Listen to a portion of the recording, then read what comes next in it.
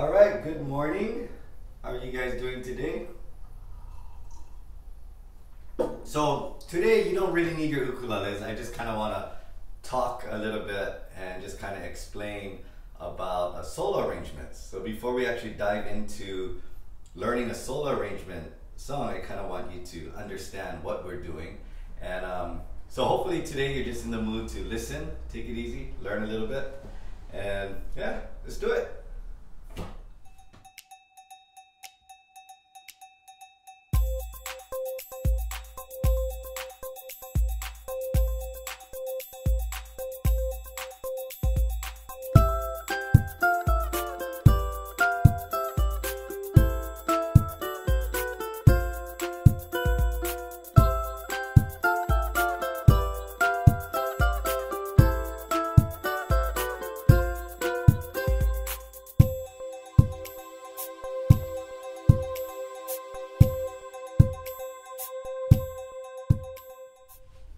All right, so let's get started. So with solo arrangements, by now you guys should be pretty comfortable with strumming chords and picking notes. Okay, so with a solo arrangement, what we're actually trying to do is combine the chords with the notes or the melody. Okay, so for example, if you look at my finger, you might recognize this as a C chord. And if I play it like this, okay, you might be thinking it's a C chord, okay? But when you're dealing with solo arrangements, you have to understand that we are playing the C chord, but we're also playing a note. So the note that I'm playing is the last note that I play. When I go down the strings, I'm playing G, C, E, and high C. So high C is the last note that I'm playing. So I am playing a C chord with a high C note, okay? And it sounds like this, okay? What if I want to play a C chord with a B note, or a C chord with a high D note? So first, I'm going to hold the C chord, but the note that I want to play is a B note. So the B has to be the last note that I play when I do this. Okay, so what I'm going to do is change this to the B note, and now I'm playing a C chord with a B note. Okay, so if you're only thinking about chords, you might be saying, oh, this is a C major 7 chord, which is correct. We haven't learned this chord in the channel, but this is a C major 7 chord. But when we're dealing with solo arrangements, we have to understand that this is a C chord with a B note, okay? So for the C chord with a high D note, okay, first you hold the chord, and you gotta think, okay, this place right here, space number 5, that's high D. So I'm gonna put my finger there and play the same thing, okay? Now I'm playing a C chord with a high D note. Okay? Does that make sense? Now what about this?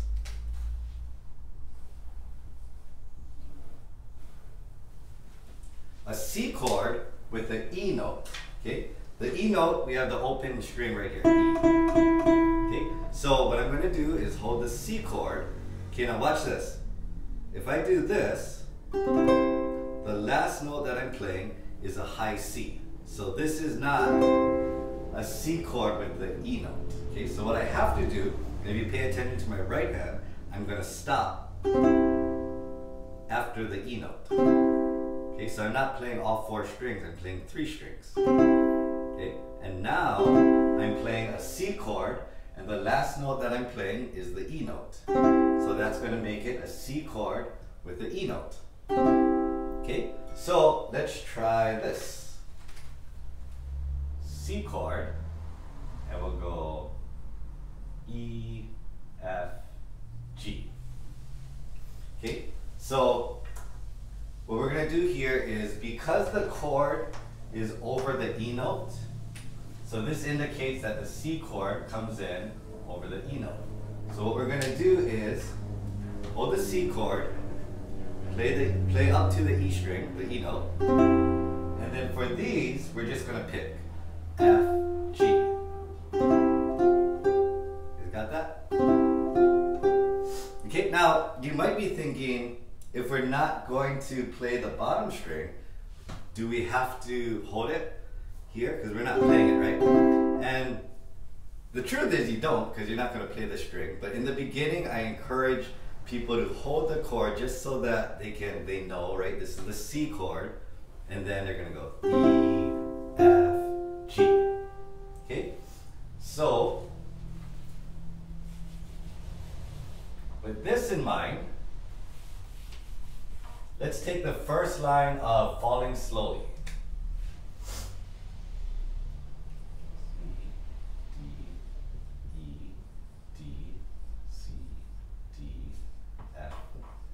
Well, we'll take half the line.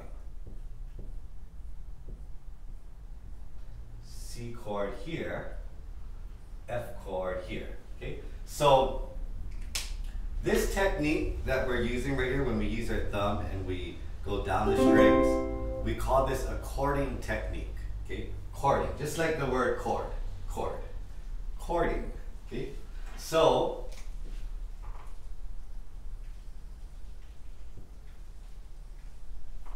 if the chord is above the note, you're going to use the chording technique. And this is just pick, pick, pick, okay? Chording technique, pick, pick, pick, okay?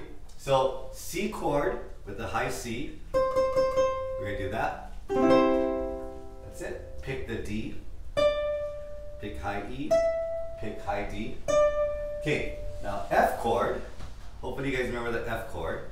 And usually when I play this, I use a F add 9 chord, which means I just take off my middle finger here, okay? So we'll treat this as an F chord, and the melody is high C. So you're just gonna add the high C and do the technique, chording technique. And we're gonna pick high D, high F, and high E. Okay, so when you put it together slowly, chording technique with the C chord and the C note.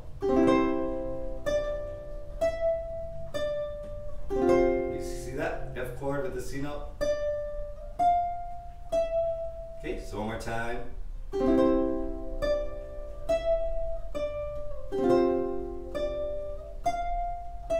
Okay, hopefully that helps.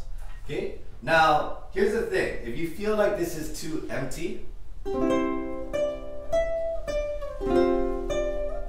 if you feel that's too empty, we could actually, okay, so even though it says C chord here and F chord here, that means that the C chord plays all the way until the F.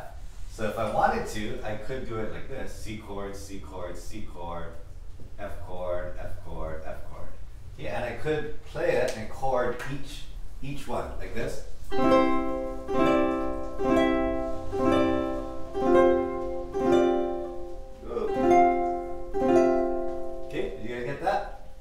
And to me that sounds a little bit too busy, you know, I wouldn't play it like that, right?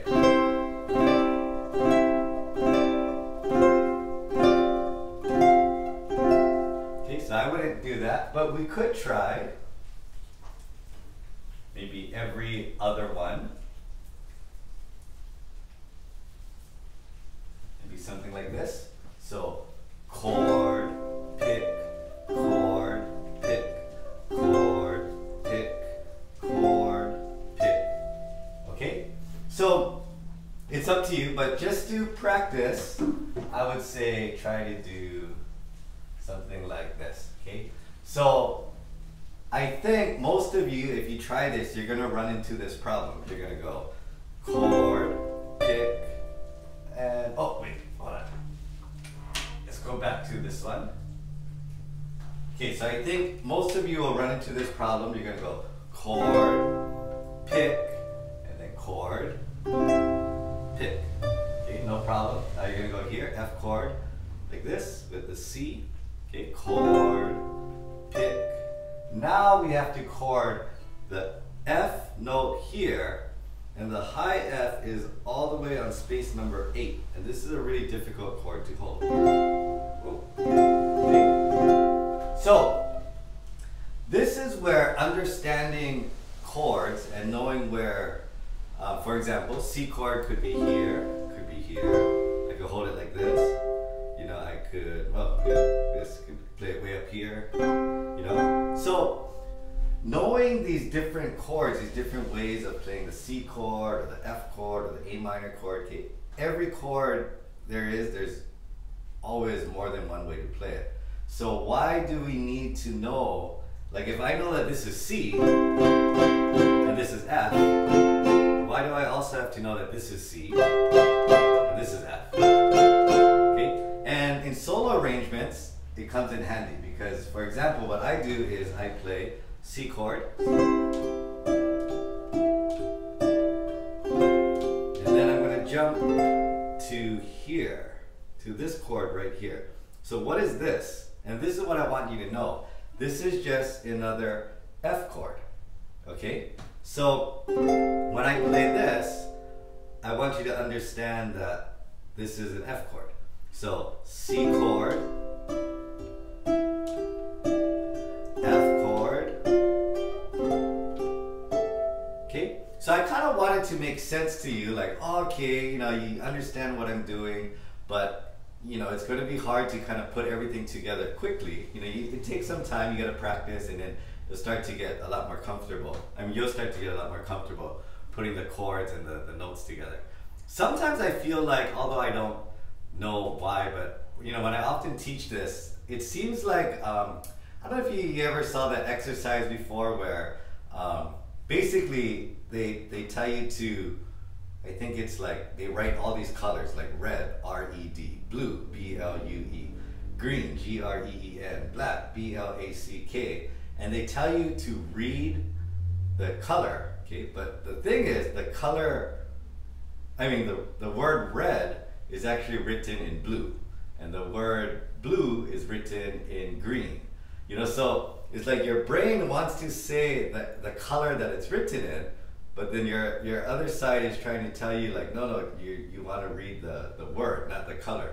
So it's almost like your left side of your brain and your right side is kind of fighting with each other. And it's kind of a neat exercise, but I think this is kind of the same thing. For some reason, it seems like a lot of the students that I try to teach this to in the beginning, they kind of have that, like, you know, like trying to put it together. It's almost like chords are the left side of your brain and maybe the notes are the right side, something like that. I don't know, but for some reason it is difficult to get comfortable with, but you do it enough times and then it kind of becomes common sense. Okay, so you guys can try this at home. C, D, E, D, F chord, C, D, and right here, this is my other F chord, okay? So remember this as my pointer finger is on space number 5 on the E string, and my baby finger, finger number 4, is on the A string, space number 8, okay? But don't remember this as, okay, finger here, finger. Remember this as the F chord, okay? Because anytime I write, let's say it's a different song, and the song goes F chord, and the melody is maybe F, G, and high A, okay? So now you gotta say, okay, the melody is way up here, F, G, high A, and the chord is F. Now you can say, oh wait, I know another F chord. Wait, it was here. So now, F, G, A. Okay, so when you get comfortable with this, you know, you're gonna notice that any song you wanna learn, the chords might be a little different, the notes will be different, but it's the same concept of trying to combine the two. Okay, so here are some exercises for you. I guess you will need your ukulele today. Okay, so this is not a song, but if I said C chord with high E, or the G chord with A, F chord with F, you know, the A minor chord with high C, let's do another one, G with high D, F with B. And we'll do one more. Let's try A minor with B. Okay, so, and these are all, we're using the chording technique, okay? And for now, I just want you to practice using your thumb and making sure. Okay, so let me review. How do you know that you're playing the C chord with the high E note? The way you know is because you're holding the C chord, and the last note you play when you use the chording technique will be the high E. So the only way to make that possible is to move this finger to high E. And now you have a C chord with the high E note. Okay, so try to practice these on your own. Okay, and then another thing that you'll see me doing a lot is when I play solo, I don't always use my thumb and use this technique.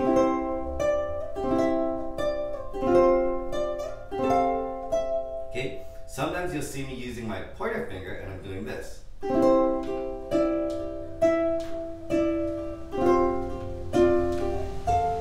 Okay, so this technique, okay, is I'm using my pointer finger and I'm not hitting all the strings. Okay, so the reason why I use my pointer finger is because when I use my thumb, I feel like it's a long sound. Okay, it's kind of long, right? It kind of comes out. When I use my pointer finger, it's a lot shorter.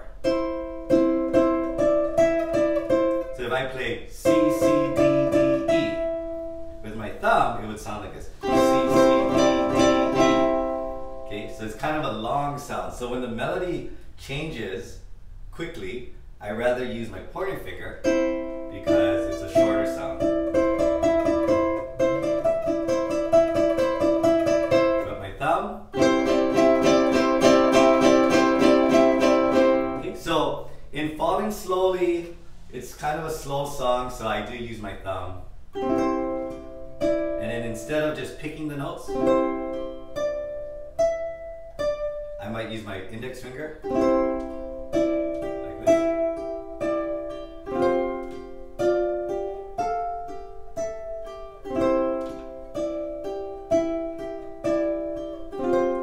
So now, when you use your index finger, you have to remember it's the opposite as far as how do I play the C chord with the high E.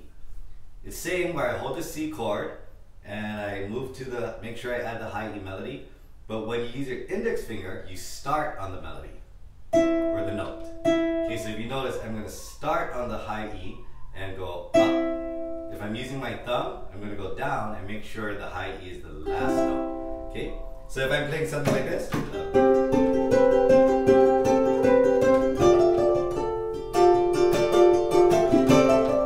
oops. Let me try it one more time.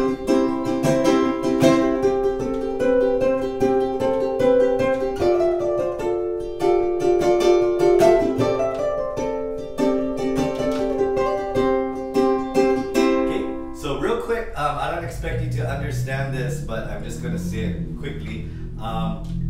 When I do this, that's over the C chord. Okay. So what I'm doing is I'm playing the C chord with the G note. Okay, so I'm just not holding it and adding it. I'm actually letting it go, and I'm starting from the G note and going up. So G, A, B, C. Now I'm changing to the D minor chord. Okay, so start with da da da da da da da da da, D minor, da da da da da, F, da da da da, back to C. Okay, so I'm over the C chord going da da da da da da da da. Now I'm going with the D minor chord, and I'm using this as my D minor, and I'm playing the notes C, E, D, C, A.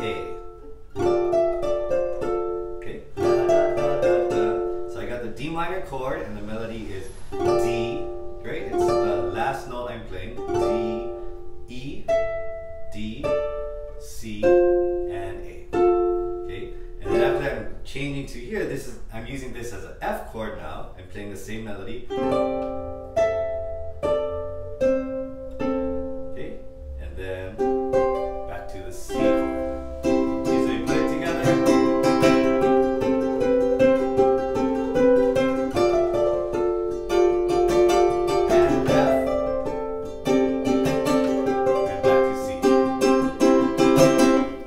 So, if hey, so how did you learn that song? I'm going to tell you, I arranged it. And then if you ask me, oh, how did you arrange it? I would tell you, well, because I understand how solo arrangements work. And I understand the chord with the melody. So it takes me some time to figure out how I want to play it. But because of this knowledge, I'm capable of trying to arrange songs that I've never played before. Okay, so I want you guys to be able to do that as well. Okay, so if you need to, watch this video again so you kind of understand everything that I did. And then next time, we'll continue. And I just want everything to kind of make sense to you. And then you'll say, oh, okay, I see. And you know, growing up with Jake, he would do something and it would be the same thing. I would be like, oh wait, so how come you're using this chord over here or whatever? And he just, oh, because it's a B minor. The chord is a B minor and I'm using this as my B minor and the melody is whatever it is.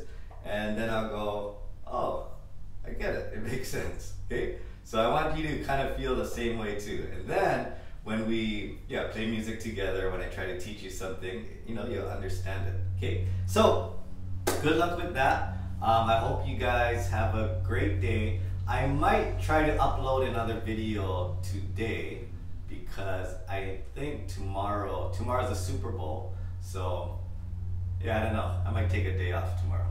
But anyways, we'll see what happens. All right, so you guys have a great day. And if I don't see you guys tomorrow, please enjoy your Super Bowl.